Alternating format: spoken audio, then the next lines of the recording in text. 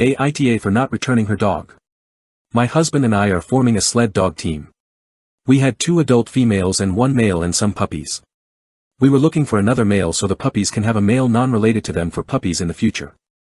We ran across an ad that a family needed to give up their 10-month-old Malamute puppy. They had been trying for 2 months but it never worked out.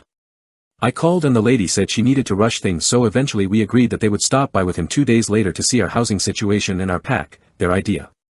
They drove over 3 hours with him to our house. The husband was very satisfied, and even though we were unsure if we wanted to keep him, he kept subtly trying to convince us. At the end of the 2-hour visit we signed a contract which stipulated that they could come see him any time they wanted and that we would stay in contact sending pictures and updates. The woman broke down crying but kind of fake-like and forced the children to say goodbye even though they didn't seem to care one bit. That night I spent hours trying to detangle and groom him only to find out his winter fur was so matted that he had red blotchy skin all over his back. Also he was underfed and very food aggressive, yet ate only half his bowl.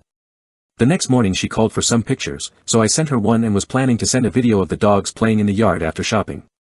A few hours later I received a message that she was too upset to even talk on the phone, that she missed her dog and that she called all her family again and managed to convince one of them to take the dog, so they could see him more often, so she wanted him back.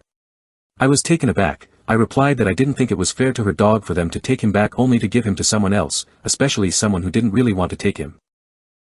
A Malamute is not a dog to be taken lightly, especially a puppy who can destroy the whole house in a few minutes.